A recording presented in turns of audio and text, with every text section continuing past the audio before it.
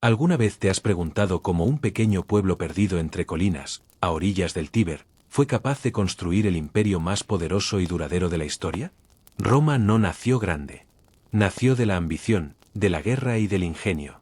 De pastores que se convirtieron en conquistadores, y de un mito que se transformó en realidad. Desde una simple aldea hasta dominar 3 continentes, Roma impuso su ley, su lengua y su legado, un legado que todavía late en nuestras ciudades, en nuestras leyes y en nuestra forma de pensar. Hoy recorreremos más de 1000 años de historia, desde los legendarios reyes y las guerras de la República, hasta la gloria de los emperadores y el ocaso de un mundo que jamás volvió a ser igual. Esta es la historia completa del Imperio Romano. Y recuerda, si al final de este viaje sientes que también tú has conquistado un pedacito de conocimiento, suscríbete al canal y deja tu like. Que no te pase como a Roma, no esperes a caer para dejar tu huella. Dicen que toda gran historia comienza con un mito. Y el de Roma no podía ser menos. Cuenta la leyenda que, mucho antes de que los ejércitos romanos marcharan sobre el mundo, 2 hermanos, Rómulo y Remo, fueron los protagonistas del nacimiento de una civilización destinada a la eternidad.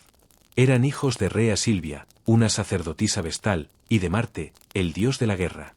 Un linaje divino que ya anunciaba un destino marcado por la sangre y la ambición. Arrojados al río Tíber por orden de su tío, el rey Amulio, temeroso de que los gemelos reclamaran su trono, los pequeños fueron arrastrados por la corriente hasta quedar varados al pie del monte Palatino. Allí, una loba los encontró. No los devoró. Los amamantó. Les dio la vida.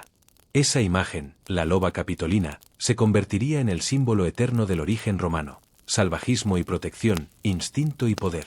Más tarde, un pastor llamado Faustulo encontró a los gemelos y los crió junto a su esposa, Acca Larentia. Pero el destino no se olvida de quienes están llamados a cambiar la historia. Ya adultos, Rómulo y Remo descubrieron su verdadero origen y regresaron a vengarse. Derrocaron a Amulio, devolvieron el trono a su abuelo Numitor, y decidieron fundar una nueva ciudad. Sin embargo, incluso los dioses parecen disfrutar de la ironía. Los hermanos no se pusieron de acuerdo sobre dónde edificarla. Rómulo eligió el Palatino, Remo, el Aventino. La disputa acabó con la sangre del propio Remo derramada sobre la tierra que su hermano había jurado proteger. Así muera todo aquel que cruce mis murallas, dicen que pronunció Rómulo, antes de alzar las primeras piedras de Roma. Desde ese momento, la ciudad nació marcada por una dualidad eterna, la gloria y la tragedia. Rómulo se convirtió en su primer rey, organizó su ejército, sus leyes y su pueblo. Fundó una ciudad abierta a todos los hombres, incluso a los exiliados y forajidos. Roma creció no solo por conquista, sino por inclusión, por absorber a los que no tenían patria. Fue ese mestizaje el que le dio su fuerza, su carácter indomable y su espíritu expansivo. Las primeras tribus del Lacio, los sabinos, los latinos y los etruscos, se entremezclaron en esas colinas bañadas por el Tíber.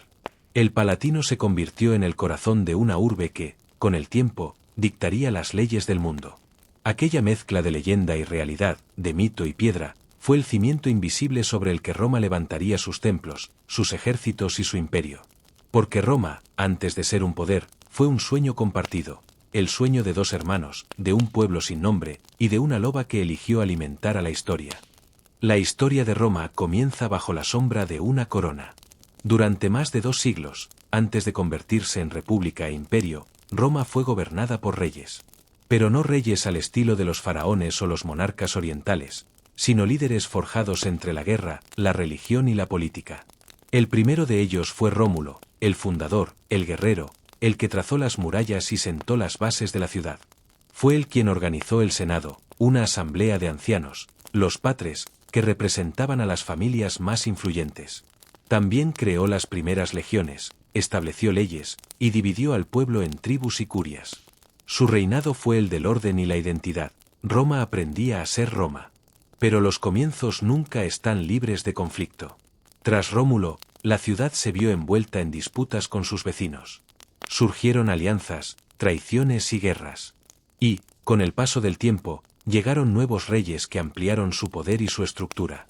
Numa Pompilio, el segundo rey, trajo la paz y la religión. Fue él quien dio forma al calendario, instituyó los colegios sacerdotales y enseñó a los romanos a respetar los ritos. Si Rómulo fue el guerrero, Numa fue el sabio. Le siguieron Tulo Hostilio, un rey belicoso que reavivó el espíritu conquistador de Roma, y Anco Marcio, quien combinó la fuerza militar con la construcción, levantó el puerto de Ostia y extendió el territorio hasta el mar. Con cada generación, Roma crecía, se consolidaba y se volvía más ambiciosa. Luego vinieron los reyes etruscos, poderosos y enigmáticos. Tarquino el Antiguo, Servio Tulio y finalmente Tarquino el Soberbio. Ellos transformaron a Roma de una aldea en una verdadera ciudad. Introdujeron el arte, la arquitectura monumental y las obras públicas, los templos, las murallas y la cloaca máxima, el gran sistema de alcantarillado que aún hoy asombra por su ingeniería. Roma se vestía de piedra, y empezaba a parecerse al imperio que sería algún día. Sin embargo, bajo ese brillo, el poder absoluto comenzaba a pudrirse. Servio Tulio, que había nacido esclavo, ascendió al trono gracias a su talento político y militar.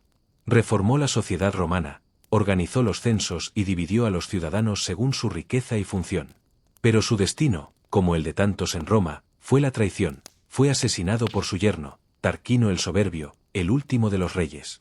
Tarquino gobernó con puño de hierro. Su nombre lo decía todo, soberbia. Se rodeó de lujo, ignoró al Senado y gobernó como un tirano. Su reinado marcó el final de la monarquía y el principio de algo nuevo.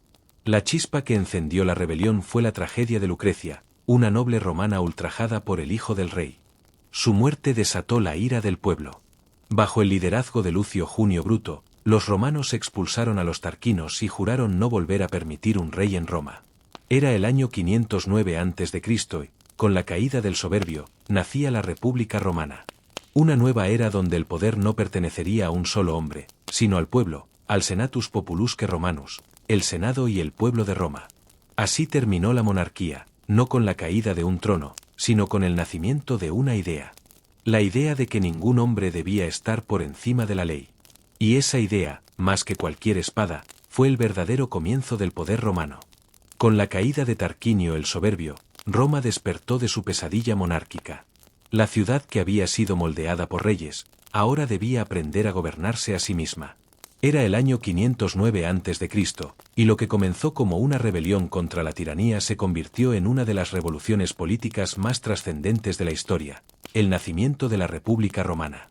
La palabra república, res publica, la cosa pública, no era solo un sistema de gobierno, sino una declaración de principios. El poder ya no pertenecía a un solo hombre, sino al pueblo y al Senado.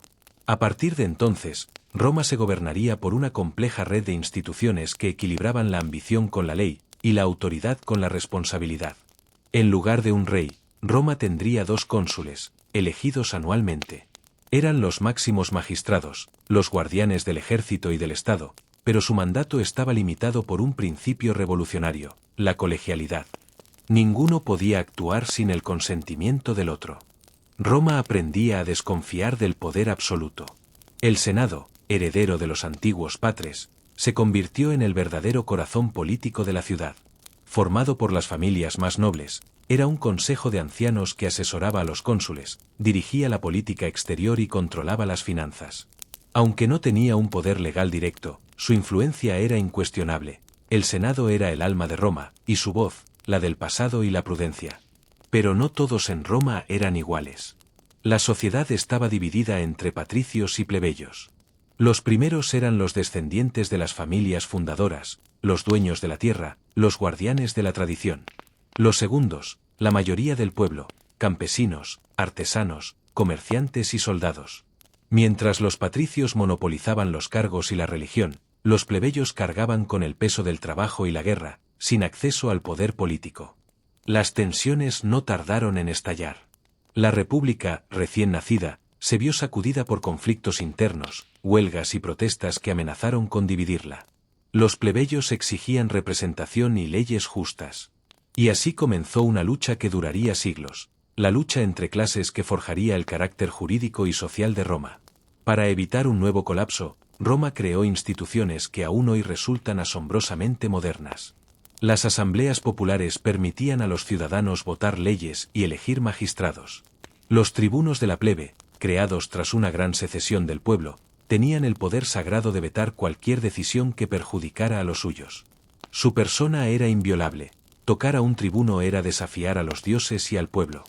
De este equilibrio inestable entre aristocracia y democracia nació la fuerza de Roma. No fue una república perfecta, pero sí una república funcional, capaz de adaptarse y resistir. En ella convivían la ambición y el deber, la tradición y la innovación. Roma no abolió el poder, lo domesticó. Lo encerró dentro de leyes, de ritos y de cargos temporales. Y mientras el resto del mundo seguía bajo la sombra de los reyes y los tiranos, Roma había encontrado una fórmula única, un sistema donde la libertad y la autoridad podían coexistir. Un experimento que no solo definiría su historia, sino también la del mundo occidental durante más de 2 milenios. La República había nacido, y con ella, una nueva Roma, una Roma de ciudadanos, de votos y de leyes. Pero, como toda creación humana, llevaba dentro de sí las semillas de su propia ambición. Las mismas que, siglos después, volverían a encender el fuego del imperio. Roma no tardó en comprender que la libertad debía defenderse con la espada. Apenas había nacido la República cuando el joven Estado se vio rodeado de enemigos. En el corazón de Italia, cada colina, cada valle y cada río era territorio en disputa. Los latinos, los sabinos, los samnitas y los etruscos observaban con recelo cómo aquella ciudad que había derrocado a sus reyes empezaba a crecer, ambiciosa e inquieta. El siglo V a.C. fue una época de guerras casi ininterrumpidas. Roma se enfrentó primero a los etruscos, que aún conservaban gran parte del poder del antiguo reino. Tras duras batallas, las legiones romanas consiguieron romper su dominio en el norte y consolidar su control sobre el Lacio. Era el primer paso de un proceso que convertiría a Roma en la fuerza dominante de la península. Pero Roma no solo conquistaba con la espada. También lo hacía con astucia política y diplomacia calculada. Sabía cuándo atacar y cuándo ofrecer alianzas. Su mayor talento fue comprender que el control duradero no se basaba solo en la victoria militar, sino en la integración de los vencidos. A los pueblos conquistados no los exterminaba, los absorbía. A muchos de ellos les ofrecía tratados de alianza, foedus, concediéndoles autonomía local a cambio de soldados y lealtad. Era un pacto que transformaba a los enemigos en socios y convertía a Roma en el centro de una red de pueblos aliados que la fortalecía con cada guerra. Nadie en Italia podía igualar esa mezcla de pragmatismo y poder. Sin embargo, la expansión no fue fácil. Los samnitas, un pueblo guerrero que habitaba las montañas del centro de Italia, ofrecieron una resistencia feroz. Las guerras samnitas, 3 en total, fueron un desafío brutal que puso a prueba la disciplina y la determinación de las legiones. Los samnitas conocían el terreno, luchaban con rapidez y golpeaban desde las alturas. Roma tuvo que reinventar su forma de combatir. De aquellas montañas nació la legión romana clásica, flexible, organizada por cohortes y manípulos, capaz de adaptarse al terreno y al enemigo. Fue allí donde Roma aprendió que su fuerza no estaba solo en la valentía de sus soldados, sino en la disciplina y la estrategia colectiva. La derrota de las fauces caudinas, donde un ejército romano fue humillado al tener que pasar bajo el yugo samnita, quedó grabada en su memoria como una lección de humildad y de resistencia. Roma nunca olvidaba. Roma aprendía, y regresaba más fuerte. Después de décadas de guerra, los samnitas fueron finalmente sometidos. A partir de entonces, el camino hacia el sur quedó abierto. Roma avanzó hacia Campania, Lucania y el fértil territorio de la Magna Grecia. Incluso las antiguas colonias griegas, acostumbradas a mirar con desprecio los pueblos del interior, tuvieron que inclinarse ante las legiones. La victoria final sobre la ciudad de Tarento y el rey Pirro de Epiro, que había traído con él elefantes de guerra desde Grecia, marcó el cierre de un ciclo. Toda Italia estaba bajo el dominio de Roma. Con la península unificada, Roma había conseguido algo más grande que una conquista militar. Había construido una identidad común entre pueblos que antes se odiaban, una red de caminos, alianzas y tratados que unían el norte con el sur. Italia se convirtió en el corazón de una república que ya empezaba a soñar más allá del mar. Desde ese momento, las legiones mirarían hacia el horizonte y verían nuevas tierras, nuevos enemigos, nuevos mundos por conquistar. Porque Roma, ahora dueña de Italia, comprendió algo que nunca volvería a olvidar: la guerra era su destino, y la expansión, su naturaleza. Cuando Roma dominó Italia, creyó haber alcanzado la cima. Pero al otro lado del mar, en las costas del norte de África, se alzaba una potencia igual de ambiciosa, rica y orgullosa: Cartago. Una ciudad fenicia, heredera de navegantes y mercaderes, dueña de un imperio comercial que se extendía por el Mediterráneo occidental. Roma y Cartago no podían coexistir. Tarde o temprano, una debía caer. Así comenzó uno de los conflictos más épicos de la historia antigua, las guerras púnicas, 3 guerras que durarían más de un siglo y decidirían quién gobernaría el mundo mediterráneo. La primera guerra púnica estalló en el año 264 a.C., en una disputa por el control de Sicilia. Roma, poderosa en tierra pero torpe en el mar, se enfrentaba a una civilización experta en la navegación. Cartago dominaba las olas con una flota temida, mientras Roma apenas sabía construir barcos. Pero la República tenía una virtud incomparable: aprendía rápido. Capturaron un barco cartaginés y lo copiaron pieza a pieza. En pocos años, crearon una flota inmensa e inventaron una máquina que cambiaría la guerra naval, el Corvus, una pasarela con garfios que permitía a los soldados abordar los barcos enemigos y luchar cuerpo a cuerpo. Roma transformó el mar en un campo de batalla terrestre. Tras más de 20 años de combates, tormentas y pérdidas, Cartago fue derrotada. Sicilia se convirtió en la primera provincia romana fuera de Italia. Pero la paz fue solo un respiro. La humillación cartaginesa sería el combustible de la guerra siguiente, una guerra que el mundo recordaría por un solo nombre: Aníbal. La Segunda Guerra Púnica comenzó en el 218 a.C., y esta vez Cartago atacó primero. Aníbal Barca, un genio militar, juró odio eterno a Roma desde su infancia. Decidió hacer lo impensable: atacar el corazón de Italia atravesando los Alpes con un ejército de soldados africanos, hispanos y elefantes. Fue una travesía imposible. Montañas heladas, tormentas, emboscadas. Miles murieron en el camino. Pero los que sobrevivieron emergieron en el norte de Italia, y su llegada fue como la aparición de un dios de la guerra.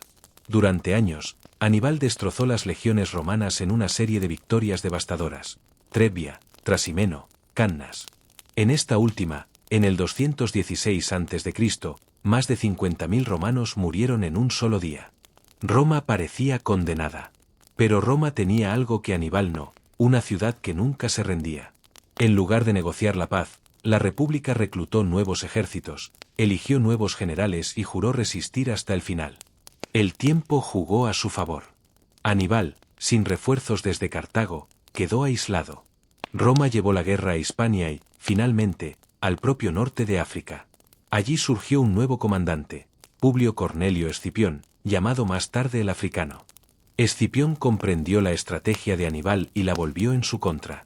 En el año 202 a.C., en la llanura de Zama, los dos gigantes se enfrentaron por última vez. Los elefantes cartagineses cargaron, pero fueron desviados. Las legiones resistieron, rodearon, y finalmente destruyeron el ejército enemigo. Cartago fue vencida. Obligada a entregar su flota, a pagar tributos y a renunciar a la guerra. Roma emergió como la dueña absoluta del Mediterráneo occidental. Pero en su triunfo, plantó también las semillas de una nueva ambición. Porque tras la victoria de Zama, Roma ya no se conformaría con Italia. Había probado el poder, había mirado al mundo y comprendido que no había rival a su altura. Y en el horizonte, hacia el este, Grecia, Egipto y Asia Menor esperaban. El mar que antes la separaba de sus enemigos se convirtió en su camino. El Mare Nostrum, nuestro mar. Tras la derrota de Cartago, Roma ya no tenía rival que le hiciera sombra en Occidente. Pero su ambición no se detuvo ahí. El Mediterráneo, aquel Mare Nostrum que los romanos soñaban con convertir en su propio mar, se transformó en el escenario de su expansión definitiva. La República había demostrado su fuerza militar, pero ahora debía demostrar su capacidad para gobernar el mundo. La mirada de Roma se volvió hacia el este, donde los antiguos reinos helenísticos, nacidos tras la muerte de Alejandro Magno, aún conservaban poder y riqueza. Grecia, Macedonia, Asia Menor, Egipto, todos ellos representaban no solo territorios estratégicos, sino también una herencia cultural que fascinaría a los romanos. Lo que comenzó como una serie de alianzas y campañas de apoyo terminó convirtiéndose en una conquista sistemática. En el año 197 a.C., Roma derrotó a Filipo V de Macedonia en la batalla de Cinoscéfalos, abriendo la puerta a la hegemonía sobre Grecia.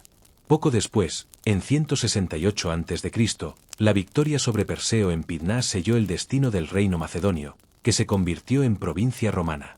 Las ciudades griegas, divididas y debilitadas, no pudieron resistirse por mucho tiempo. En el 146 a.C., el mismo año en que Cartago fue destruida, Corinto, la joya de Grecia, fue arrasada por las legiones romanas. Fue un mensaje claro: Roma no compartía su poder con nadie. Sin embargo, Roma no solo conquistó con la espada. Supo también absorber y admirar. Los romanos quedaron cautivados por la elegancia, la filosofía y el arte griego. Adoptaron sus dioses, reinterpretaron su arquitectura, imitaron su escultura y aprendieron su retórica. En cierto modo, Grecia fue vencida militarmente, pero conquistó espiritualmente a Roma. Grecia cautiva conquistó a su feroz vencedor, escribiría siglos después el poeta Horacio. Mientras tanto, en Oriente, los generales romanos extendían sus dominios por Asia Menor. Pompeyo Magno reorganizó el mapa del Mediterráneo oriental, derrotando a piratas y reinos rebeldes, mientras Egipto permanecía bajo el control de los Ptolomeos, los herederos de Alejandro. Pero incluso esa tierra legendaria, con su río Nilo y su esplendor milenario, acabaría cayendo bajo la sombra del águila romana. El dominio del Mediterráneo trajo consigo una nueva era. Roma se convirtió en el centro del comercio mundial: trigo de Egipto, mármoles de Grecia, especias de Oriente, esclavos de todas partes. Todo confluía hacia la península itálica. Las riquezas llenaban los templos y los bolsillos de las familias poderosas. Las calzadas se extendían como venas por todo el territorio, y el latín comenzaba a imponerse como lengua común del poder. Pero aquel esplendor también trajo consigo tensiones. Mientras las élites se enriquecían, los campesinos romanos, desplazados por el trabajo esclavo, comenzaban a perder sus tierras. Las desigualdades crecían, y con ellas, el resentimiento. Roma había conquistado el mundo, sí, pero, sin saberlo, empezaba a sembrar dentro de sí las semillas de su propia crisis. El Mediterráneo ya era suyo. Pero el precio del poder absoluto estaba a punto de hacerse sentir. Roma había conquistado el mundo, pero no podía gobernarse a sí misma. Tras siglos de expansión, las victorias que habían traído riqueza y gloria al Senado también habían sembrado las raíces de una profunda desigualdad. Los botines de guerra, los esclavos y las tierras conquistadas se concentraban en manos de unos pocos, mientras la mayoría del pueblo romano, los antiguos campesinos que habían formado el corazón del ejército, se empobrecía y abandonaba el campo. Las legiones que antes luchaban por la República comenzaban a luchar por quien les pagara mejor. En ese contexto surgen dos nombres que marcarían el inicio de una nueva era: Tiberio y Cayo Graco, los hermanos tribunos de la plebe que intentaron devolver a Roma su equilibrio perdido. Tiberio, elegido tribuno en el 133 a.C., propuso una reforma agraria que limitaba las tierras públicas acaparadas por los ricos y las redistribuía entre los ciudadanos más pobres. Su intención era sencilla: restaurar el espíritu de la vieja Roma campesina. Pero los poderosos del Senado no estaban dispuestos a perder sus privilegios. Las tensiones estallaron, y Tiberio fue asesinado junto a cientos de sus seguidores en una de las primeras grandes explosiones de violencia política de la historia romana. Años después, su hermano Cayo retomó la causa. Más audaz, más reformista, quiso ir más allá. Impulsó leyes para ofrecer grano a bajo precio, otorgar derechos a los aliados italianos y reducir el poder del Senado. Su visión era la de una Roma más justa y moderna, pero también él terminó siendo víctima del miedo y la manipulación del poder.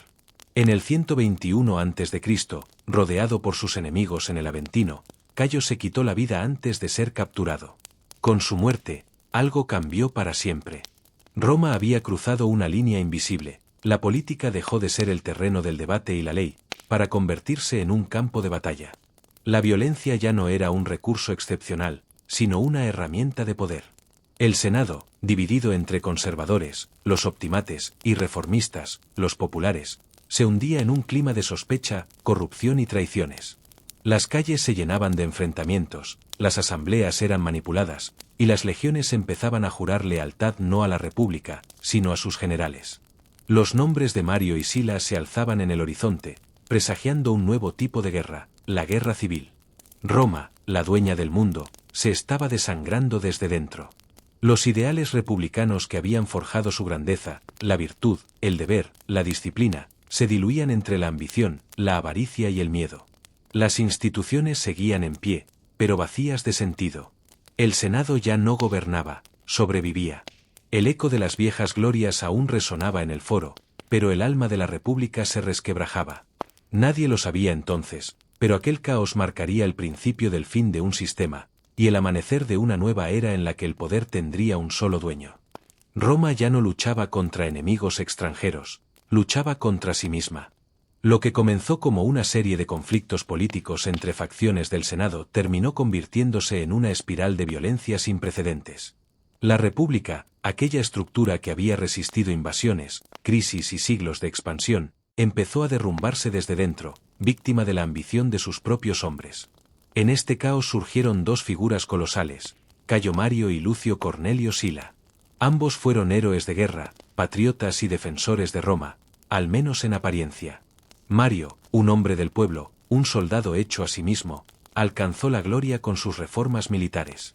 Fue él quien abrió el ejército a los ciudadanos sin tierras, creando las legiones profesionales. Gracias a ello, los más pobres podían aspirar a una vida digna y a recompensas tras el servicio militar.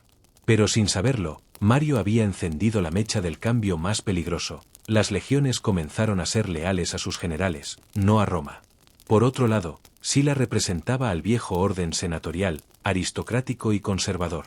Era un estratega brillante, un hombre frío y calculador que creía que solo la fuerza podía devolver el equilibrio a la República. Ambos combatieron juntos en campañas gloriosas, pero el poder los separó. Cuando estalló la guerra contra Mitrídates en Asia Menor, Mario y Sila se disputaron el mando de las tropas. El Senado apoyó a Sila, pero el pueblo, y los soldados, se alinearon con Mario. Así comenzó la primera guerra civil romana. Sila, en un acto sin precedentes, marchó con sus legiones sobre Roma. Ningún general había osado hacerlo antes. La ciudad eterna se convirtió en campo de batalla, y la sangre de ciudadanos romanos manchó las piedras del foro. Era el fin del respeto a las leyes sagradas de la República.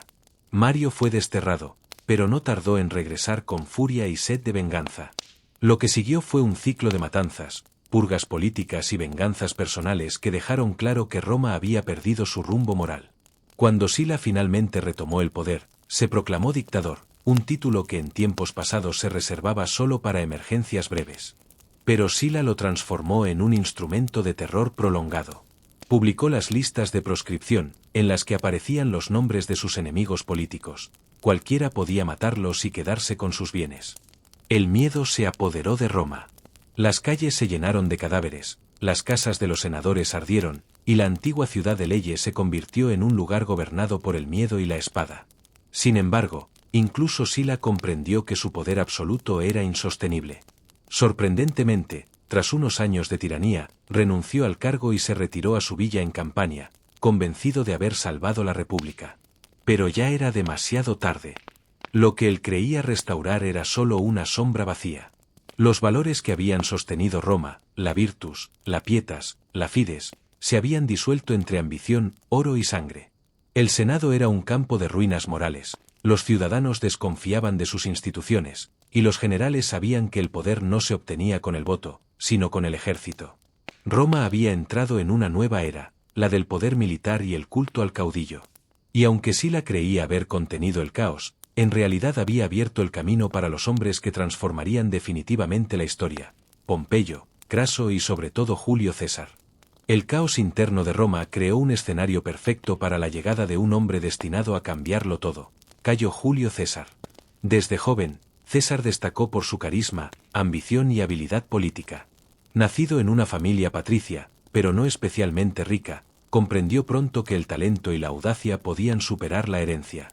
Su carrera política fue meteórica. Comenzó como cuestor, luego edil y finalmente pontífice máximo, siempre tejiendo alianzas y ganando seguidores entre los soldados y el pueblo. La clave de su poder fue, sin duda, su destreza militar. Tras unirse al triunvirato junto a Pompeyo y Craso, César fue enviado a la Galia para gobernarla y someterla. Allí transformó una campaña aparentemente rutinaria en una serie de conquistas que asombraron al mundo. Durante 8 años, las legiones romanas marcharon desde el Rin hasta el Atlántico, enfrentándose a tribus galas como los helvecios, los belgas, y sobre todo, Vercingetorix, quien se convirtió en el símbolo de la resistencia gala. La campaña en Galia no solo le dio fama y riqueza, sino también un ejército fiel. Sus soldados le veneraban, compartían con él el frío, el hambre y la gloria de cada batalla. Roma, mientras tanto, lo miraba con una mezcla de respeto y recelo. César se estaba convirtiendo en el hombre más poderoso de la República, y su ambición era evidente. El conflicto con Pompeyo, su antiguo aliado, fue inevitable. Tras la muerte de Craso y el deterioro del triunvirato, César y Pompeyo se enfrentaron por el control absoluto de Roma. La tensión alcanzó su punto máximo en el año 49 a.C., cuando César, acorralado por las decisiones del Senado que apoyaba a Pompeyo, tomó la decisión que cambiaría la historia: cruzó el Rubicón con sus legiones. Con aquel acto, desafió la ley, la tradición y la república misma. Se dice que pronunció las palabras inmortales: alea iacta est, la suerte está echada, conscientes de que no había vuelta atrás. El cruce del Rubicón no fue solo un acto militar, sino un golpe simbólico contra las instituciones que habían gobernado Roma durante siglos. César marchó hacia la ciudad eterna, y cada paso de sus tropas era un paso hacia la transformación definitiva de la República en un sistema dominado por un hombre. Roma, la ciudad que había resistido invasiones bárbaras y guerras púnicas, se enfrentaba ahora a la amenaza más peligrosa: su propio hijo ilustre, un hombre que llevaba la ambición en la sangre y la gloria en la mirada. La conquista de la Galia y el cruce del Rubicón no solo aseguraron la inmortalidad de César, sino que marcaron el inicio de la etapa final de la República. Roma entraba en una era donde el carisma y la fuerza personal podían superar la ley, y donde el destino de millones estaba atado a la voluntad de un solo hombre. En ese momento, la República ya no gobernaba, Julio César lo hacía. Roma, el mundo mediterráneo y la historia misma jamás volverían a ser los mismos. Y todo comenzó con un paso decisivo: atravesar un río y pronunciar una frase que dejaría huella durante siglos. La llegada de Julio César a Roma tras cruzar el Rubicón no fue solo un acto de desafío, fue el preludio de la destrucción de la República tal como la conocíamos. Pompeyo, su antiguo aliado y ahora enemigo, huyó hacia el este con el Senado, reuniendo tropas en Grecia y buscando apoyo entre las ciudades aliadas. La República parecía dividirse en dos, y Roma misma se convirtió en un tablero de guerra donde cada movimiento podía decidir el destino de la ciudad eterna. La batalla de Farsalia, en el 48 a.C., fue el enfrentamiento decisivo. Las legiones de Pompeyo, superiores en número y entrenadas bajo su mando experimentado, parecían invencibles. Sin embargo, César, fiel a su genio militar, utilizó maniobras audaces, disciplina férrea y la lealtad inquebrantable de sus soldados para derrotar al ejército pompeyano. La victoria no solo consolidó su poder militar, sino que desató el terror entre los senadores que habían apostado por su derrota. Pompeyo huyó hacia Egipto, buscando refugio, solo para ser asesinado poco después por orden del faraón Ptolomeo XIII. Con su rival eliminado, César regresó a Roma como héroe y conquistador, y la república que había sobrevivido a siglos de guerras externas ahora estaba indefensa frente a la ambición de un solo hombre. El Senado, temeroso y dividido, intentó mantener algún control, pero cada decreto, cada intento de limitar a César fracasaba ante su autoridad, su popularidad y el respaldo absoluto de las legiones. En el 46 a.C., tras una serie de victorias en Hispania y África, César fue nombrado dictador, un título que los romanos antiguamente reservaban para emergencias de 6 meses. Sin embargo, él lo convirtió en un poder prácticamente absoluto, acumulando cargos, títulos y honores que debilitaban las estructuras tradicionales de la República. Finalmente, en el 44 a.C., se proclamó dictador vitalicio, rompiendo los últimos límites legales y consolidando su dominio sobre Roma. El ascenso de César no solo fue político y militar, sino también social. Introdujo reformas que buscaban aliviar la pobreza urbana, reorganizar la administración y modernizar el calendario, dejando huellas que sobrevivirían mucho más allá de su muerte. Pero estas medidas también eran un recordatorio de que el poder concentrado podía hacer tanto bien como mal, y que la República, sin límites efectivos sobre el poder de un individuo, estaba condenada a transformarse. El final de la República fue, en esencia, el resultado de décadas de crisis internas, desigualdad social, conflictos entre patricios y plebeyos, guerras civiles, dictaduras militares y la creciente lealtad de los soldados hacia sus generales más que hacia Roma misma. La llegada de César fue la culminación de este proceso. Lo que había comenzado con reformas y luchas internas terminó con un solo hombre sosteniendo el destino de la ciudad. Roma, que había resistido siglos de invasiones, guerras púnicas y conquistas, ahora se enfrentaba a su mayor desafío, la concentración del poder en un individuo. La República había muerto en vida, y el imperio estaba a punto de nacer. El mundo mediterráneo se preparaba para una transformación sin precedentes, y el nombre de César quedaría grabado para siempre como el símbolo del fin de una era y el nacimiento de otra. La muerte de Julio César, el 15 de marzo del 44 a.C., marcó un antes y un después en la historia de Roma.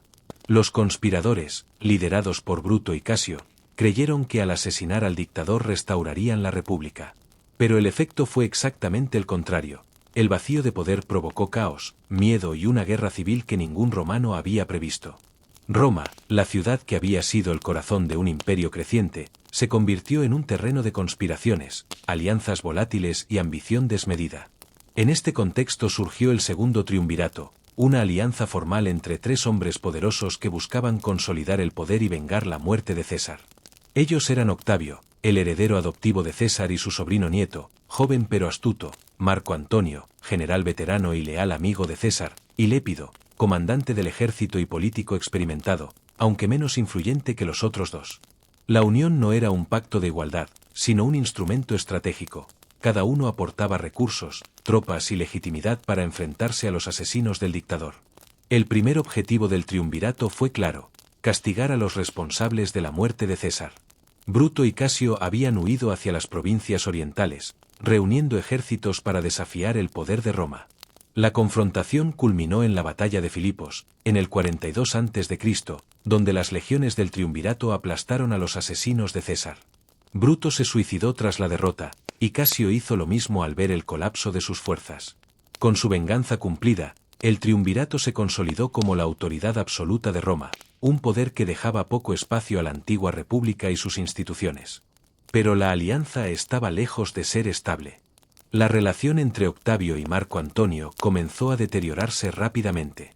Marco Antonio se vio atraído por el poder y la riqueza de Oriente, estableciendo su base en Egipto junto a Cleopatra, mientras Octavio consolidaba su control sobre Occidente. La distancia geográfica y la ambición personal crearon tensiones que pronto se convirtieron en enemistad abierta. Ambos hombres eran astutos, carismáticos y extremadamente ambiciosos. Roma, una vez más, se encontraba dividida entre dos líderes que no podían coexistir sin conflicto. Mientras tanto, Lépido fue gradualmente marginado. Su influencia se redujo y terminó retirándose de la vida política activa, dejando a Octavio y Antonio como los dos jugadores principales en el tablero romano. La tensión entre ellos no solo era personal, sino también simbólica. Representaba la lucha por el control absoluto de un imperio que había crecido demasiado para ser gobernado por una república debilitada. El segundo triunvirato, con su mezcla de venganza, ambición y poder militar, sentó las bases para la transformación final de Roma. Lo que comenzó como un esfuerzo por vengar a César terminó siendo un paso decisivo hacia la concentración del poder en un solo hombre. Octavio, el heredero astuto, comenzó a vislumbrar que el futuro de Roma no podía depender de alianzas frágiles, sino de un dominio total y definitivo. Así, entre ejércitos, conspiraciones y tensiones personales, Roma se acercaba al último acto de su historia republicana. La ciudad eterna, que había visto la caída de reyes y dictadores, ahora se preparaba para un cambio irreversible. La era del imperio estaba a punto de comenzar. El conflicto entre Octavio y Marco Antonio alcanzó su punto culminante en el año 31 a.C., frente a las costas de Accio, en la actual Grecia. Lo que comenzó como una rivalidad política se convirtió en un enfrentamiento militar de proporciones épicas, que decidiría no solo el destino de Roma, sino también el de Egipto, un reino milenario que se encontraba atrapado en medio de la ambición de los hombres más poderosos del mundo antiguo. Marco Antonio, confiado en sus fuerzas y en el respaldo de Cleopatra, reina de Egipto, reunió una flota impresionante. Su estrategia se basaba en aprovechar la experiencia naval egipcia y la fortaleza de sus barcos más grandes, mientras Cleopatra lideraba personalmente la nave insignia, símbolo del poder de la alianza entre Roma y Egipto. Por su parte, Octavio, un joven astuto y calculador, confiaba en la disciplina, organización y entrenamiento superior de sus legiones y marinos romanos. Su flota, más ligera y maniobrable, estaba diseñada para contrarrestar la superioridad en tamaño de los barcos enemigos. La batalla fue feroz y decisiva. Durante horas, las naves chocaron entre sí en un combate que combinaba artillería, abordajes y maniobras audaces. Cleopatra, al ver que la marea de la batalla se volvía en su contra, decidió retirarse con su flota hacia Egipto, un acto que dejó a Marco Antonio vulnerable y aislado. La derrota no fue solo táctica, sino también simbólica. La alianza que había desafiado a Roma se desmoronaba ante la determinación de Octavio. La victoria de Octavio en Accio significó el fin de las guerras civiles que habían devastado Roma durante décadas. Por primera vez desde la muerte de Julio César, un solo hombre lograba reunir todo el poder político y militar en sus manos, y Roma, exhausta por los conflictos internos, aceptaba su liderazgo. Marco Antonio, derrotado y desesperado, siguió a Cleopatra a Egipto, donde ambos terminarían quitándose la vida, poniendo fin a la resistencia de Oriente contra la hegemonía romana. Con la caída de Antonio y Cleopatra, Egipto dejó de ser un reino independiente y se convirtió en provincia romana, poniendo fin a siglos de historia faraónica. Las riquezas del Nilo y la influencia cultural de Alejandría pasaron a formar parte del imperio, fortaleciendo la posición de Roma como potencia indiscutible en todo el Mediterráneo. La batalla de Accio no fue solo una confrontación militar, sino también un punto de inflexión histórico. Marcó el cierre de una era. La República, con sus luchas internas, sus senadores ambiciosos y sus guerras civiles, había llegado a su fin. Y con ella, nacía algo nuevo, un poder centralizado, un líder absoluto, y un imperio que no conocería rival durante siglos. Octavio, victorioso, no solo aseguraba la paz, sino que también establecía las bases para el sistema político que transformaría Roma para siempre.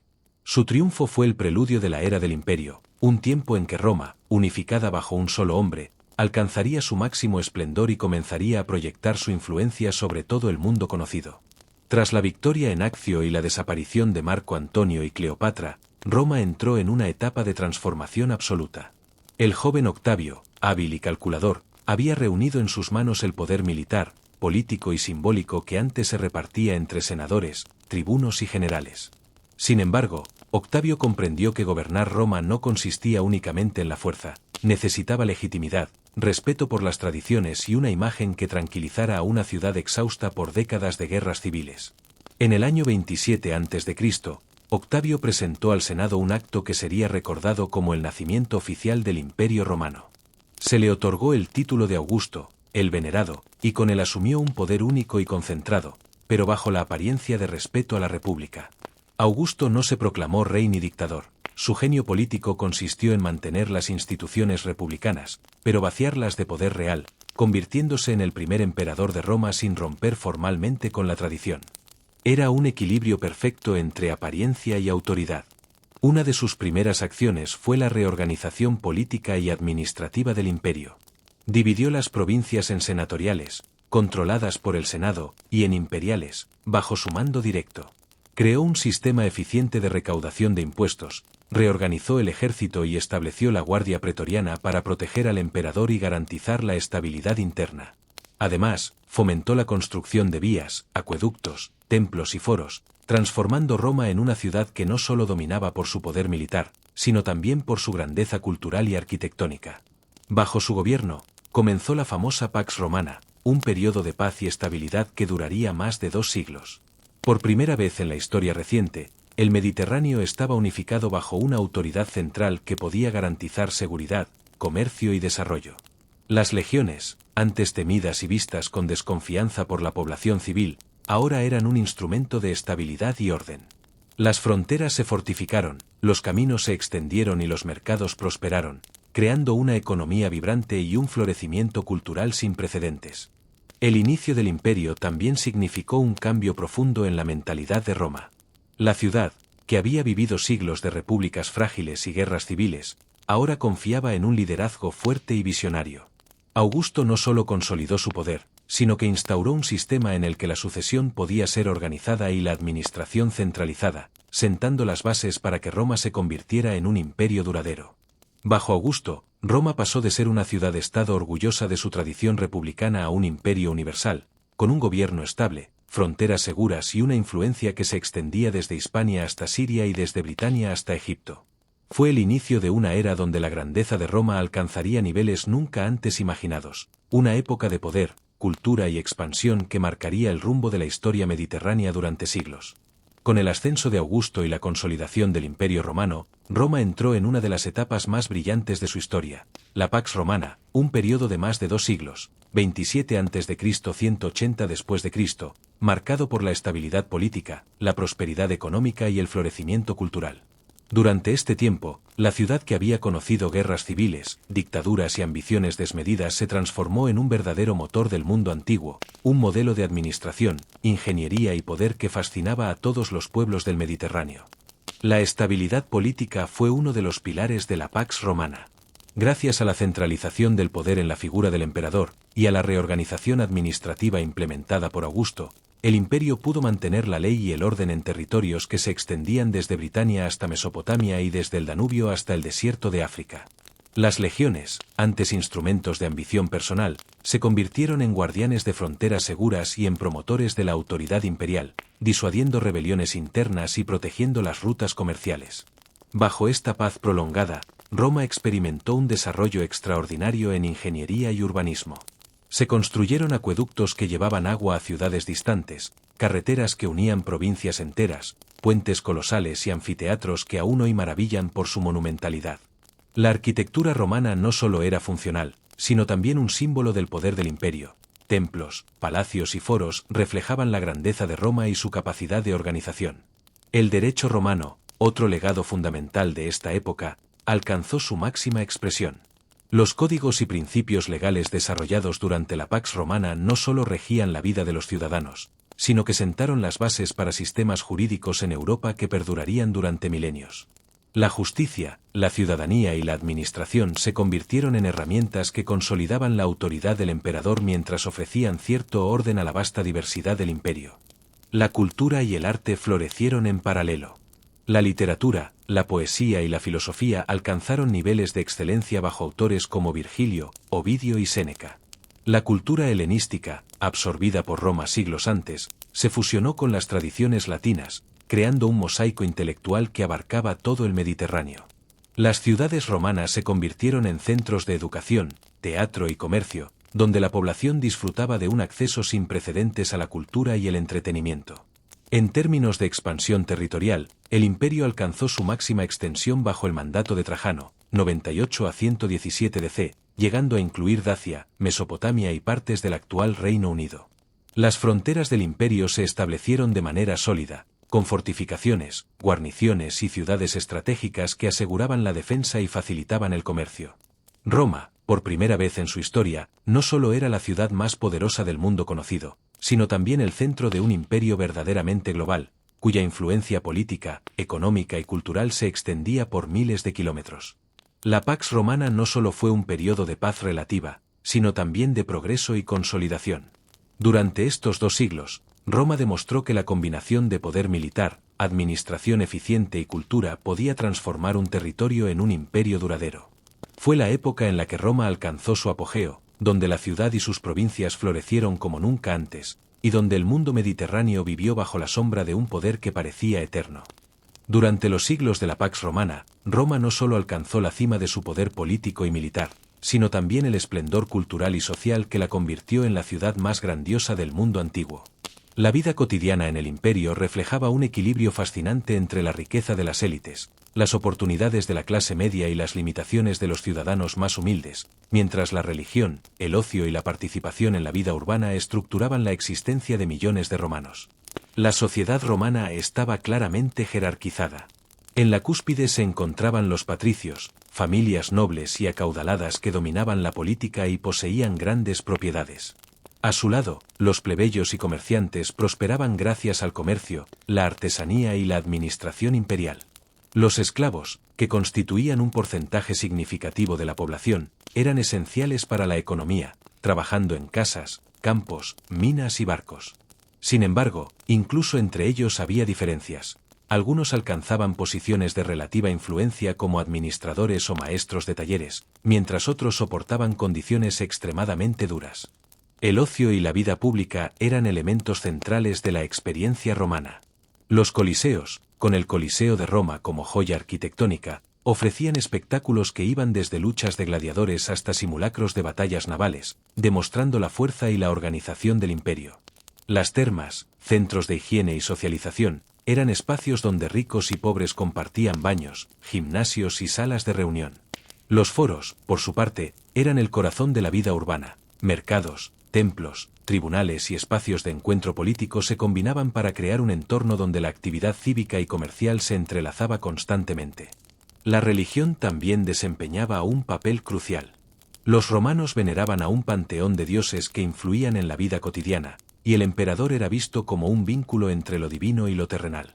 Sacerdotes, templos y ceremonias reforzaban la autoridad del Estado y su cohesión, mientras que festivales y celebraciones públicas unían a la población en un sentimiento compartido de identidad y orgullo imperial. Las legiones seguían siendo un pilar fundamental del imperio. Su presencia no solo garantizaba la seguridad en las fronteras, sino que también ejercía influencia en las provincias, ayudando a mantener el orden y facilitando la integración de culturas diversas bajo un mismo poder. Cada provincia tenía su propia administración local, pero siempre bajo la supervisión de Roma, asegurando la recaudación de impuestos y la lealtad al emperador. Los soldados, además de defender el imperio, contribuían a la construcción de carreteras, puentes y fortificaciones, dejando un legado que aún hoy asombra por su precisión y durabilidad. Roma, en este periodo de esplendor, no era solo una ciudad, era un símbolo del poder y la civilización. Cada edificio, cada calle y cada institución reflejaba la grandeza de un imperio que había aprendido a combinar fuerza militar, organización administrativa y riqueza cultural. Los romanos vivían bajo la sombra del poder absoluto, pero también disfrutaban de una vida urbana vibrante, donde la política, el ocio y la religión se entrelazaban para crear una sociedad compleja y fascinante. En este momento, Roma no era solo la capital del mundo conocido, era un ejemplo de cómo la disciplina, la ambición y la visión podían transformar una ciudad en el corazón de un imperio que dominaba continentes enteros. Tras la muerte de Augusto en el 14 después de Cristo, Roma entró en la dinastía Julio-Claudia, una etapa marcada por la consolidación del poder absoluto del emperador y por el inicio de los fenómenos más extremos de la historia imperial: intrigas palaciegas, locura, excesos y el control total sobre la vida política, social y religiosa del imperio.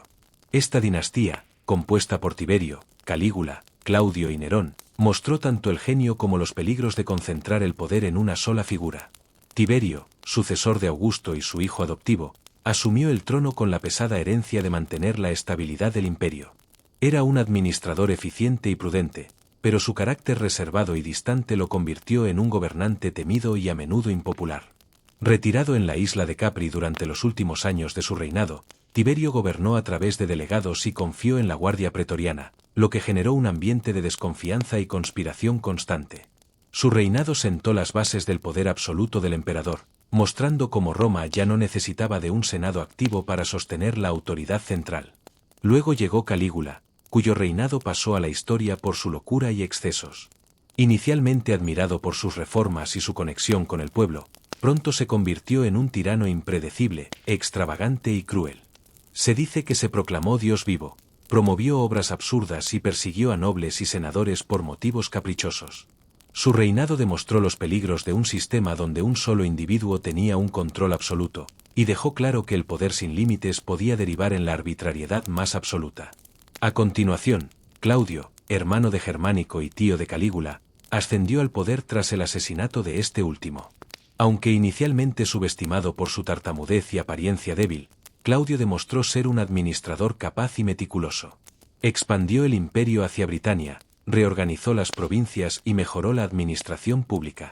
Sin embargo, su gobierno también estuvo marcado por intrigas palaciegas y la influencia de su esposa y sus libertos, reflejando que incluso un emperador competente estaba rodeado de tensiones y rivalidades constantes.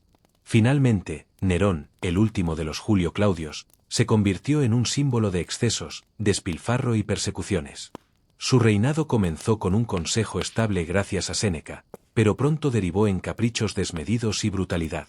Nerón enfrentó el famoso incendio de Roma en el 64 después de Cristo, durante el cual ordenó reconstrucciones fastuosas y, según las fuentes, persiguió a los primeros cristianos, marcando el inicio de las persecuciones religiosas que dejarían huella en la historia de Roma. Su gobierno terminó en un caos político y social que desató revueltas y asesinatos, mostrando que la combinación de poder absoluto y falta de frenos podía ser devastadora para la estabilidad imperial.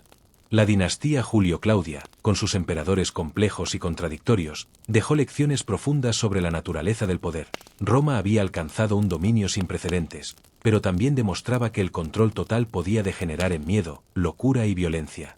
Entre incendios, conspiraciones y persecuciones, se consolidaba la idea de que el imperio ya no dependía del Senado, sino de la voluntad del hombre que llevaba la corona y el título de emperador. Tras el turbulento final de la dinastía Julio-Claudia, Roma necesitaba restaurar la estabilidad y recuperar la confianza en el poder imperial.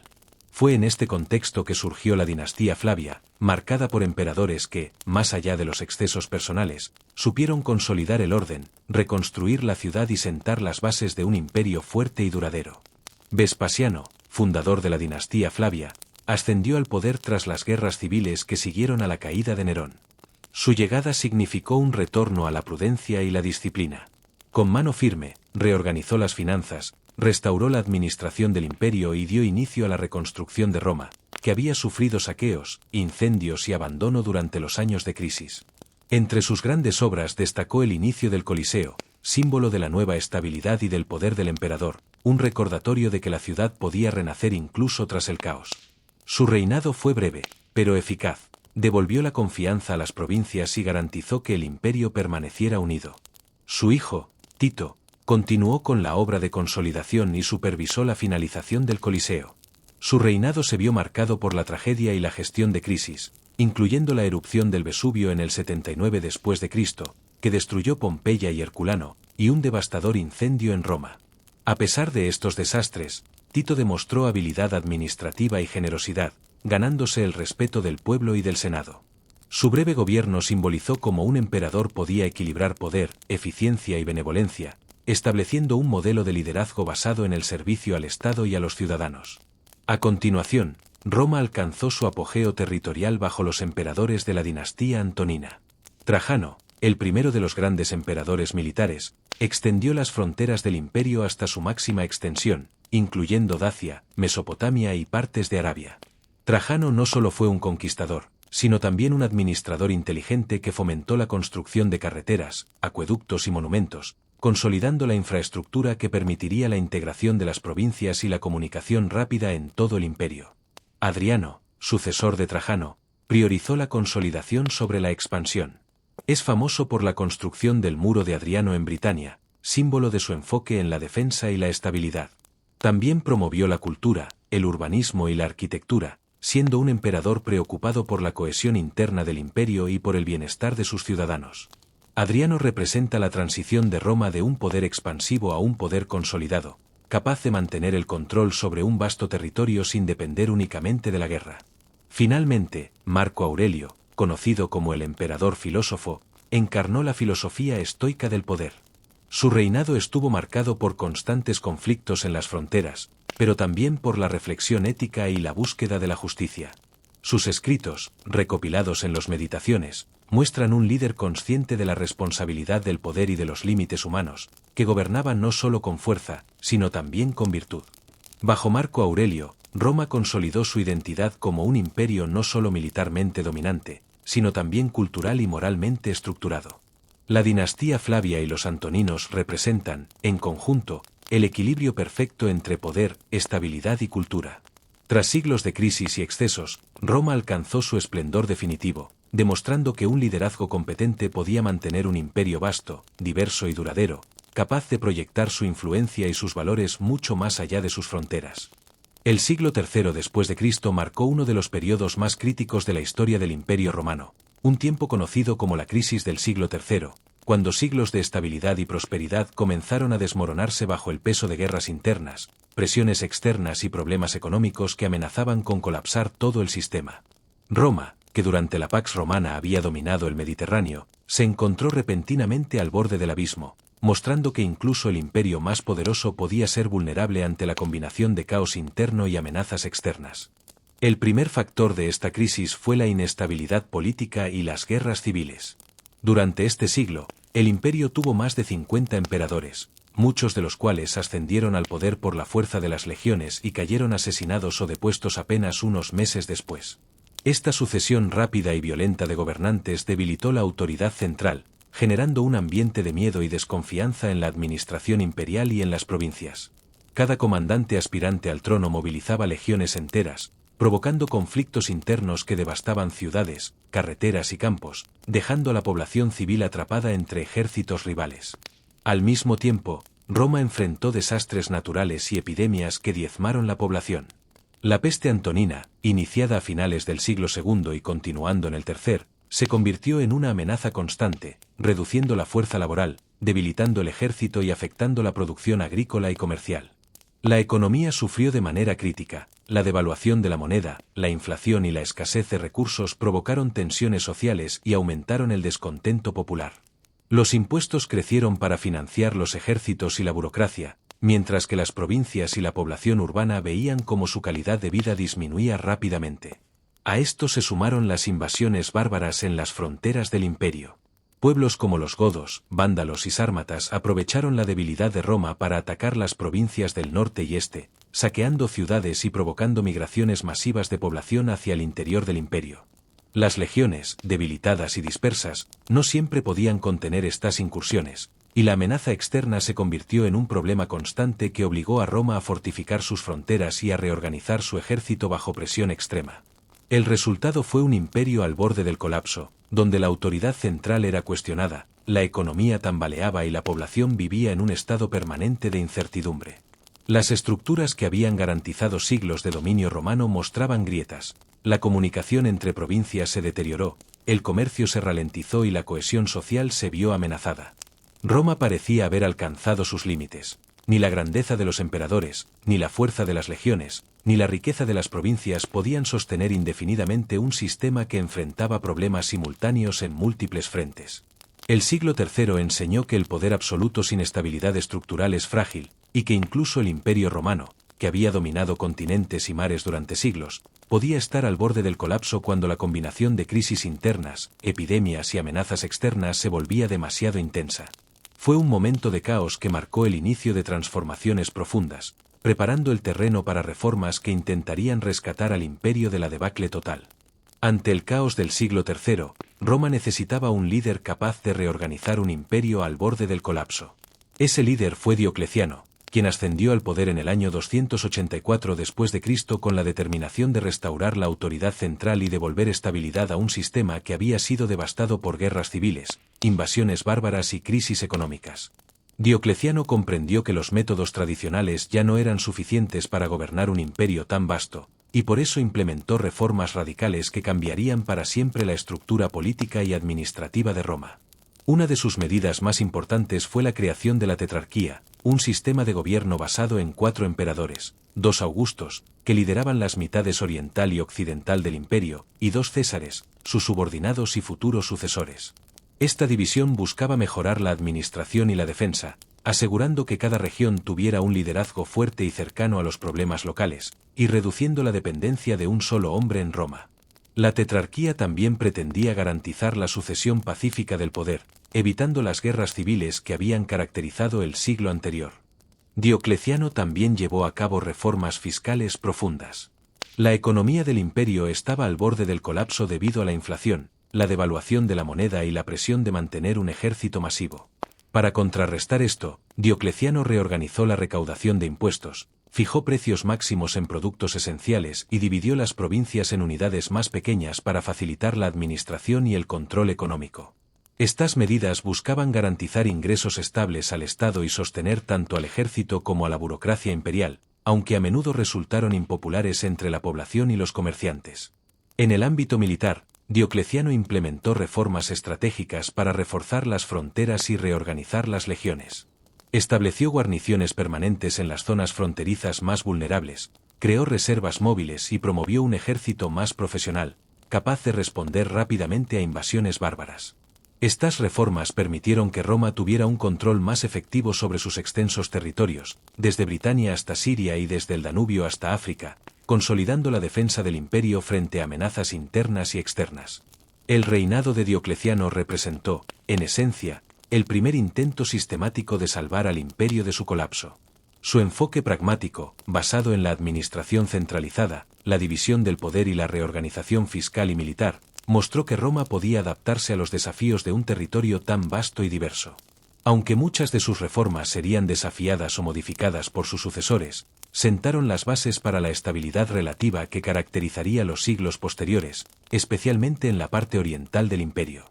Diocleciano demostró que la grandeza de Roma no dependía únicamente de emperadores carismáticos o conquistas militares, sino también de estructura, planificación y disciplina administrativa. Su reinado marcó un antes y un después, transformando un imperio al borde del colapso en una entidad más organizada, fuerte y resiliente, capaz de sobrevivir a las tormentas del siglo III y proyectar su poder durante varias décadas más. El reinado de Constantino el Grande marcó uno de los puntos de inflexión más decisivos en la historia del Imperio Romano. Tras años de crisis y conflictos, Constantino emergió como un líder militar y político capaz de unificar nuevamente un imperio fragmentado y transformar para siempre su carácter religioso y cultural. Su vida y decisiones no solo consolidaron su poder, sino que sentaron las bases para la Roma cristiana, cambiando el destino de Europa y del mundo occidental. Uno de los episodios más emblemáticos de su ascenso al poder fue la batalla del Puente Milvio en el año 312 después de Cristo enfrentándose a su rival Magencio por el control de Roma. Constantino relató haber tenido una visión divina, una cruz luminosa acompañada de la frase "In hoc signo vinces", con este signo vencerás. Inspirado por esta experiencia, ordenó que sus tropas llevaran el símbolo del cristianismo en sus estandartes. La victoria sobre Magencio no solo consolidó su autoridad como emperador, sino que también reforzó la idea de que su poder estaba respaldado por una fuerza superior, dando inicio a la relación entre el Estado romano y la fe cristiana. En 313 después de Cristo, junto a Licinio, Constantino promulgó el Edicto de Milán, un documento histórico que garantizaba la libertad religiosa en todo el imperio. Este edicto no solo puso fin a siglos de persecución contra los cristianos, sino que permitió que el cristianismo pasara de ser una religión perseguida a una fe reconocida oficialmente. A partir de este momento, los cristianos pudieron practicar su religión libremente, construir iglesias y participar activamente en la vida pública, cambiando radicalmente el panorama espiritual y social del imperio. La política de tolerancia religiosa de Constantino sentó las bases para que el cristianismo se convirtiera en la religión dominante en los siglos siguientes. Otro de los legados más duraderos de Constantino fue la fundación de Constantinopla en el año 330 después de Cristo, en la antigua ciudad de Bizancio, estratégicamente ubicada entre Europa y Asia. Al convertir esta ciudad en la nueva capital del imperio, Constantino no solo fortaleció la administración oriental, sino que creó un centro político, económico y cultural que rivalizaría con Roma durante siglos. Constantinopla, con sus murallas, palacios y templos, se convirtió en un símbolo del poder imperial y de la visión de un imperio renovado, más centrado en la organización, la defensa y la proyección de autoridad hacia el este. El reinado de Constantino representa la transformación de Roma en un imperio cristiano, un cambio que no solo afectó la religión, sino también la política, la cultura y la identidad misma de Roma. Su habilidad para combinar poder militar, diplomacia y religión aseguró la estabilidad del imperio durante su vida y dejó un legado que perduraría más allá de su muerte. Con Constantino, Roma dio un paso decisivo hacia un nuevo modelo de imperio, en el que la fe y el poder se entrelazaban, y donde la ciudad de Constantinopla se convertiría en el corazón de la civilización oriental durante más de 1000 años. La muerte del emperador Teodosio y en el año 395 después de Cristo marcó un momento definitivo en la historia del Imperio Romano, la división permanente entre Oriente y Occidente. Aunque durante décadas el imperio había sido administrado por coemperadores y sistemas de tetrarquía, nunca se había producido una separación tan clara y duradera. A partir de este momento, Roma y Bizancio dejaron de ser simples provincias o centros administrativos de un mismo poder. Se convirtieron en dos mundos políticos, culturales y económicos distintos, cada uno con sus propios desafíos y destinos.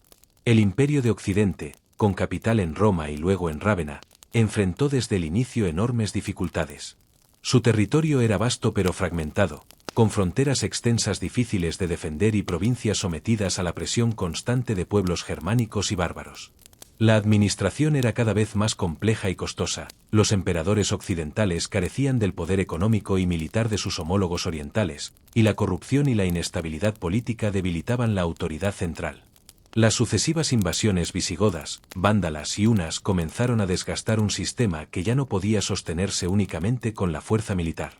Mientras tanto, el Imperio de Oriente, con capital en Bizancio, se fortaleció gracias a su ubicación estratégica, sus recursos económicos y su control sobre rutas comerciales clave. Constantinopla se convirtió en un centro de poder dinámico, capaz de resistir presiones externas y mantener la administración eficiente que Roma había perdido. Bizancio heredó la estructura administrativa romana, adaptándola a nuevas circunstancias, y se consolidó como un imperio más resiliente y duradero, que conservaría la cultura, la ley y la tradición romana durante siglos.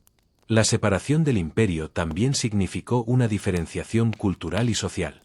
Occidente se mantuvo más influenciado por la tradición latina y la administración centralizada en Roma, mientras que Oriente desarrolló un carácter más griego, sofisticado y cosmopolita. La religión, aunque comúnmente cristiana, se fue adaptando a contextos locales distintos, y las ciudades orientales crecieron en riqueza y diversidad, mientras que muchas regiones occidentales comenzaron a declinar en términos económicos y demográficos. El declive del Imperio de Occidente fue un proceso gradual pero imparable. La combinación de presiones externas, crisis económicas, decadencia urbana y corrupción interna debilitó la capacidad de resistencia frente a invasiones bárbaras cada vez más frecuentes. Las legiones ya no podían cubrir fronteras tan extensas, y el poder imperial quedó relegado a figuras efímeras incapaces de restaurar el control absoluto. Las ciudades perdieron población, el comercio disminuyó y el campo se militarizó para resistir ataques, creando un escenario de inestabilidad constante. La división definitiva del Imperio Romano tras la muerte de Teodosio y simboliza el fin de una era unificada y el inicio de dos caminos distintos. 1. Bizancio, que perduraría y evolucionaría como imperio oriental durante más de 1000 años, y otro, Occidente, que lentamente se desmoronaría ante la presión de pueblos externos y problemas internos, marcando el inicio de la Edad Media europea. Este momento demuestra que incluso el imperio más grande y duradero no era inmune a la fragmentación cuando las fuerzas internas y externas se combinaban contra él. A partir del siglo IV y consolidándose en el V, el Imperio Romano de Occidente se vio asediado por una serie de movimientos migratorios y invasiones bárbaras que transformaron radicalmente la historia europea. Los pueblos germánicos, presionados por las expansiones de otros grupos y atraídos por la riqueza de las provincias romanas, comenzaron a penetrar en los territorios occidentales con consecuencias devastadoras para la administración, la economía y la cohesión social del imperio. Entre estos grupos, los visigodos, vándalos, hunos y ostrogodos jugaron un papel decisivo en el declive definitivo de Occidente. Los visigodos, guiados por su rey Alarico, fueron de los primeros en desafiar la autoridad romana de manera significativa. Tras décadas de tensiones fronterizas y conflictos locales, lograron penetrar en Italia, y en el año 410 después de Cristo, saquearon Roma por primera vez en más de 800 años. Este evento fue un símbolo dramático del fin del poder absoluto romano. La ciudad que durante siglos había representado la grandeza del mundo occidental caía en manos de un ejército extranjero. El saqueo, aunque relativamente contenido en cuanto a destrucción física, tuvo un enorme impacto psicológico y político, mostrando que el imperio ya no podía proteger incluso su capital. Los vándalos, liderados por Genserico, continuaron la presión sobre Occidente. Tras cruzar desde la Galia hacia Hispania y luego África del Norte, conquistaron Cartago y establecieron un reino propio que controlaba rutas comerciales vitales del Mediterráneo. En el año 455 después de Cristo, saquearon nuevamente Roma, esta vez con gran violencia, demostrando la vulnerabilidad del imperio frente a invasiones bien organizadas y motivadas por la ambición territorial y económica. Mientras tanto, los hunos, provenientes de Asia Central y liderados por Atila, representaban una amenaza completamente diferente, un imperio nómada de gran movilidad y ferocidad, que presionaba a los pueblos germánicos para empujarlos contra las fronteras romanas, y al mismo tiempo, realizaba incursiones directas en territorio imperial. Atila y su ejército provocaron pánico en Europa, amenazando con destruir ciudades y cambiar el equilibrio de poder en el continente. Su influencia obligó a Roma a adaptarse, aunque estas respuestas fueron muchas veces temporales y limitadas por la falta de recursos y cohesión interna. Los ostrogodos, más tarde, también jugaron un papel importante al asentarse en Italia tras la caída de Roma, estableciendo reinos que, aunque respetaban ciertas estructuras administrativas romanas, reflejaban la fragmentación política del antiguo imperio. Estos pueblos bárbaros no solo conquistaron territorios, sino que transformaron las instituciones y la cultura local, sentando las bases de la Europa medieval que surgiría tras la desaparición del Imperio de Occidente. Las invasiones bárbaras no fueron simplemente ataques militares, representaron el colapso de un sistema que había durado más de 1000 años, la transformación de las ciudades, la pérdida de riqueza y la migración masiva de pueblos que reconfiguraron la geografía política y social de Occidente.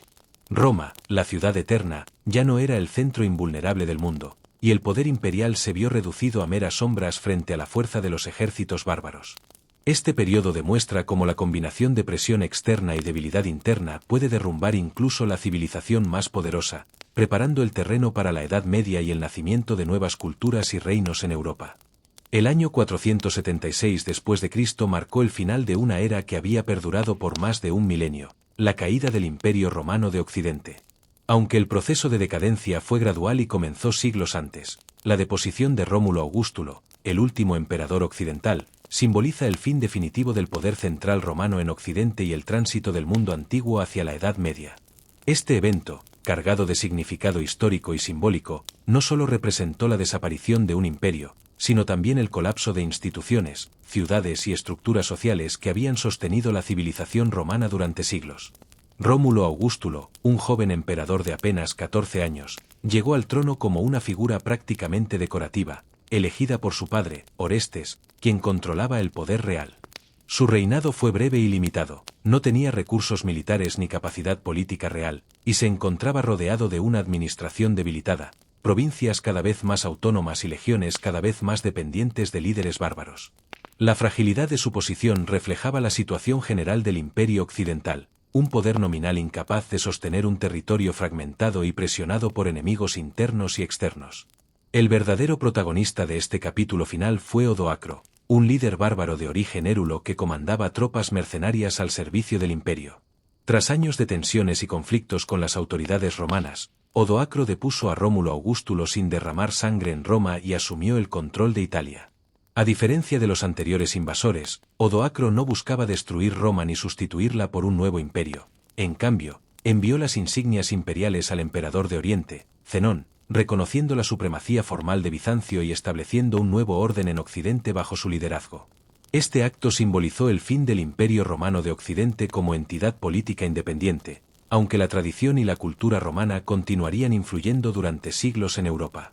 La caída de Occidente no fue solo política, representó también la desintegración de estructuras sociales, económicas y culturales. Ciudades que alguna vez fueron centros de comercio, administración y cultura, como Roma, Milán o Rávena, perdieron población y riqueza, el comercio disminuyó drásticamente, y el sistema de leyes y administración romana se fragmentó, dando lugar a reinos bárbaros independientes que mezclaban costumbres germánicas con herencia romana. El colapso también afectó la vida cotidiana. Campesinos, artesanos y comerciantes se enfrentaron a un mundo menos centralizado, más inseguro y profundamente transformado. Con la deposición de Rómulo Augustulo, el mundo antiguo dio paso a la Edad Media, un periodo en el que los antiguos valores romanos se transformarían y adaptarse a nuevas estructuras de poder, como los reinos germánicos, la Iglesia cristiana y los sistemas feudales emergentes. Aunque Roma seguía siendo un símbolo cultural y religioso, su autoridad política desapareció, y Europa occidental comenzó un proceso de fragmentación que duraría siglos. La caída del Imperio Romano de Occidente no fue un evento repentino, sino la culminación de siglos de crisis internas, invasiones externas y transformación social. Representa el final de una civilización que había dominado el Mediterráneo y sentado las bases de la cultura occidental, y el inicio de un nuevo mundo, donde las ciudades, la religión y el poder político serían moldeados por fuerzas muy diferentes a las que habían sostenido a Roma durante más de 1000 años. Tras siglos de conquistas, crisis, reformas y transformaciones, el legado de Roma sigue siendo imposible de ignorar. Aunque el Imperio de Occidente desapareció como entidad política en 476 después de Cristo, su influencia perdura en cada rincón de la civilización occidental. Roma nos dejó el derecho, un sistema jurídico que sigue inspirando códigos modernos, la arquitectura, desde el Coliseo hasta los acueductos, que aún asombra por su ingeniería y grandeza, y una herencia cultural que ha moldeado la educación, la filosofía y la organización de nuestras sociedades. El cristianismo, impulsado por emperadores como Constantino, encontró en Roma un escenario para consolidarse y expandirse, convirtiéndose en un pilar espiritual y social que aún guía millones de vidas en la actualidad. La política moderna también debe mucho a Roma. El concepto de república, senado y ciudadanía son la base de muchos sistemas de gobierno actuales. Y en la cultura, el latín, la literatura y la historia romana continúan siendo estudiados y admirados, recordándonos que la grandeza de Roma no era solo militar, sino también intelectual y artística. Al reflexionar sobre su historia, desde la fundación mítica de Rómulo y Remo hasta la caída del Imperio de Occidente, queda claro que Roma no fue solo un imperio que conquistó territorios, sino una civilización que transformó el mundo. Sus victorias, sus crisis y sus reformadores muestran que incluso las instituciones más poderosas están sujetas a cambios, y que la resiliencia y la adaptación son esenciales para perdurar a lo largo del tiempo. Como dijo el historiador, Roma no cayó, simplemente se transformó. Su espíritu sigue vivo en nuestras leyes, nuestras ciudades, nuestras creencias y nuestra cultura. Cada piedra de sus monumentos, cada página de su historia y cada lección de sus emperadores nos recuerda que el legado de una civilización puede superar cualquier crisis y seguir inspirando generaciones. Si quieres seguir viajando conmigo por la historia y descubrir cómo las civilizaciones moldearon nuestro mundo, suscríbete al canal, dale like y activa la campanita para no perderte ninguna de nuestras aventuras épicas. El viaje por la historia no termina aquí, y Roma solo es el comienzo.